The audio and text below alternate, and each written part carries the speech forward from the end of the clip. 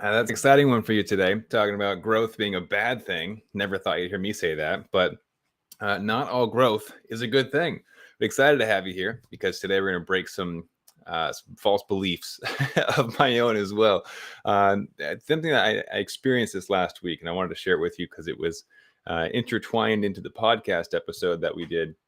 I went in for surgery almost exactly a week ago, and in that surgery, they ran into a little bit of an issue. Complication. Well, I mean, complication is such a dirty word with diabetes. It's not diabetes related. What had happened is that in the surgery process, and it was a very chill surgery, right? It was local. They just put like some numbing agents on the spot and cut me open and tried to get it done quick. What should have been a 2-second procedure ended up being multiple minutes of yanking and cutting. And it was a little bit frustrating, but ultimately it was my fault. And if you don't know the story, definitely just go watch the full podcast, because what are you doing if you haven't heard or watched the whole thing? But the gist of it is, in that surgery, he ran into an issue that he shared with me. The context is that I had waited too long to get this device removed. And because I had waited so long, my tissue had grown around the device and ultimately caused a little bit of difficulty for the surgeon to find the device, and then extra difficulty for him to have to cut through extra tissue and further injure me, right? And it's my fault, and my body ultimately thought it was doing the right thing. It was quite literally growing, right? It was growing new tissue to cover up and protect this area where there was a device inserted many, many months ago. And so when the issue was injured, it grew back. And I don't know if you know this, but when we grow back with scar tissue or broken down muscle tissue, it grows back stronger. And so that's like the amazing part of our body, is that when we get hurt, we actually build stronger connections, stronger bonds, both mentally, but also physically, right? Trauma is a powerful teacher. Now, that being said, I waited too long for this appointment to go back in. And as a result, the tissue was stronger, it was more present. And while my body was trying to protect itself and do the right thing, it didn't see the bigger picture, which was this device is getting removed. So don't grow new tissue around it, right? Let it go. It's going to be gone in no time. And I think that there's a couple of different points to pull from this one. Number one is that with diabetes, oftentimes we think we're doing the right thing, right? We think that doing the same meals every day is beneficial for us. And it very well may be in the moment temporarily. But what a lot of people do is get stuck in this routine where over time you might not even remember your insulin to carb ratios or basal rates or correction factors, because it's just become so routine of, for lunch I give 6 units, for breakfast I give 4, for dinner I give 7.5, right? And it's like, well, why? I don't know. That's just what lunch is, right? And we fall into these patterns where if we wanted to have flexibility, we wouldn't know the first place to start, right? Another example of this would be to do what we've been told is the responsible thing, which is going low carb or no carb or reducing exercise. I got a really fun post that I'm going to put up today, maybe tomorrow. Super pumped. I broke one of my personal records today, and I don't want to share about it yet, but I'm really amped about it. But things that my doctors had previously told me were impossible. Don't do that. That's stupid. You'll hurt yourself or worse, right? And of course, I am an expert in what I do, so I've taken the precautions necessary, the calculations. I'm not being reckless in doing so, but I'm doing things that my medical team has quite literally told me were previously impossible for type 1 diabetics. The foods that I eat, the exercises that I do, the lifestyle that I maintain, it's not supposed to be possible. And on top of that, maintaining above a 90% time in range on average, right? High fives, low sixes, A1Cs for like a decade. This is possible.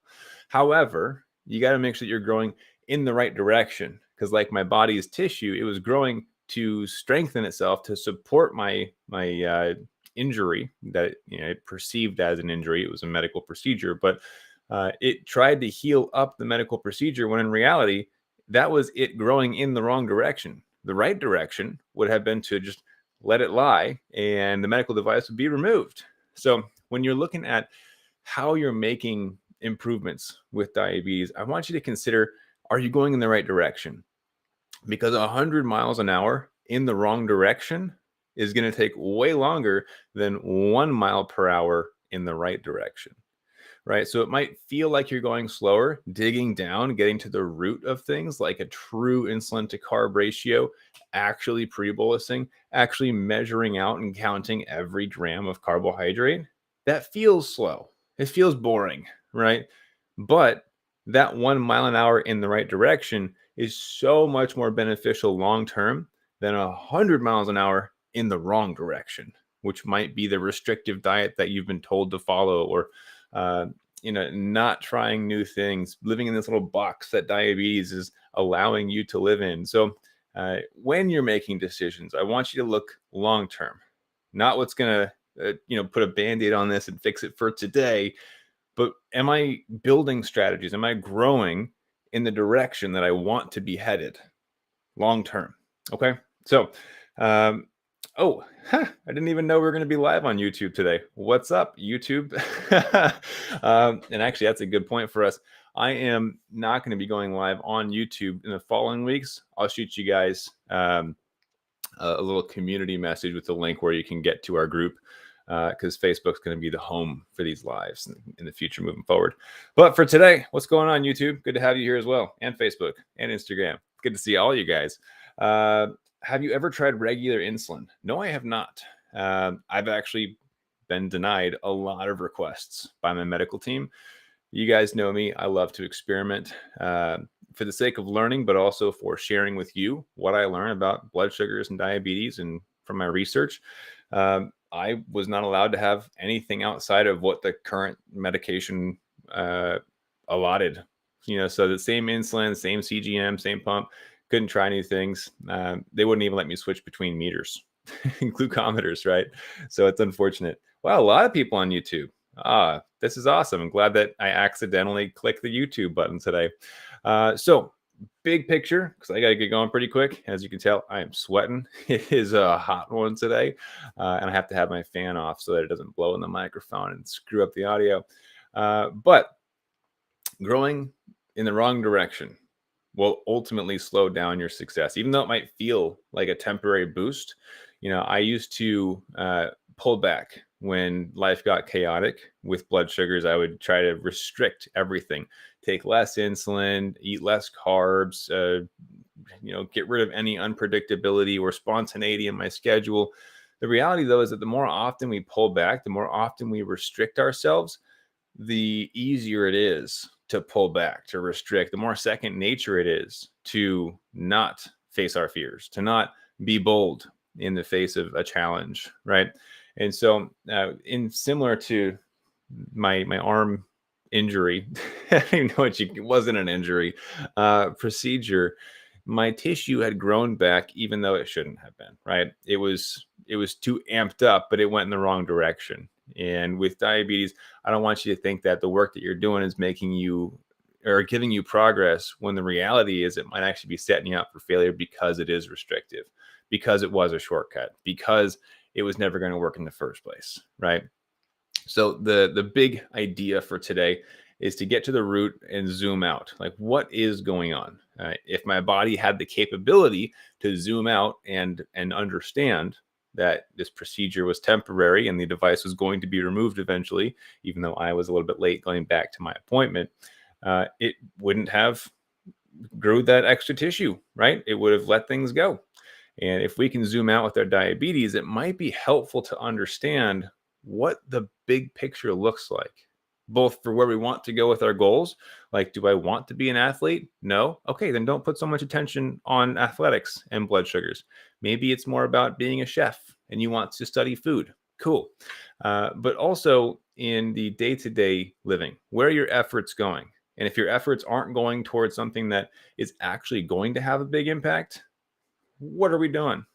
Right? There's no need to hyper focus on something that might not be the root issue. Stellar example, I was just chatting with somebody on Facebook, actually. Every once in a while I have great conversations with quite a few of you. And this individual had identified that post-meal blood sugar spikes that were significantly delayed were the biggest frustration with blood sugars. We've been chatting about fats and proteins, the insulin to fat ratio, insulin to protein ratio, how to adjust, and delay dosing and split dose and all this stuff, and really just trying to fine tune that one thing. They weren't wasting their time with basal or insulin to carb ratios or what happens when it's hot outside? Does my blood sugar respond to that? They're like, no, I figured out the one thing that's going to get me the most bang for my buck, so to speak, right? So a little all over the place today, but I wanted to dig a little bit deeper into the lesson from this last week's podcast where ultimately there's a couple pieces to that surgery story that I didn't get to share on the podcast because I didn't want it to go too long.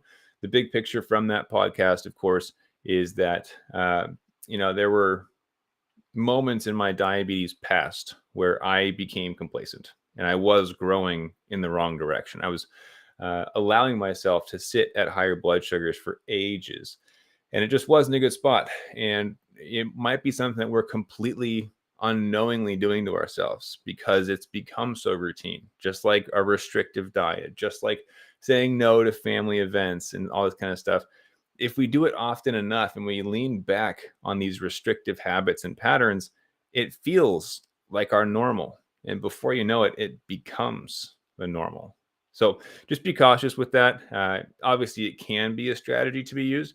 There are still days where if blood sugars are just completely wacky, I might still pull back and not, eat 500 carbs in the day, like a standard day. It might be a little bit less, but I want you to know that the more you pull back, the easier it gets.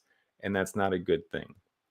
I don't want you to think that restricting is the strategy because there's so much more to life than living in restriction just because of diabetes. Okay. So, anyways, thought that might be helpful. I used to restrict my own lifestyle a lot. I used to say no to everything that didn't have a carb count, didn't go out to eat with family and friends, didn't travel, didn't do sports. And now it's my mission to share with you guys that there are ways that you can navigate diabetes and live your best life. Just requires a little bit of homework, a little bit of understanding of what's going on with the blood sugars in the background. All right. So that's all I got for you guys today. Like I said, I got to take off. I have some other client calls and I need to get this fan turned back on because it's hot today. But I hope you guys are staying cool and I hope you're doing well with your diabetes. Try and take a step outside of the norm and challenge yourself with something fun. Say yes to something that you might have been hesitant to in the past. I promise it's going to go better than you think it will. And if it doesn't, you can learn from it. So there you go. All right. That's all I got for you guys today. Thanks for hanging out. I'll see you guys next week. Next week's probably going to be a little bit longer. We'll dig a little bit deeper into some of these topics, but looking forward to spending time with you guys then. So have a great one. I'll catch you next time. And as always, keep up the fight. See you guys. Bye.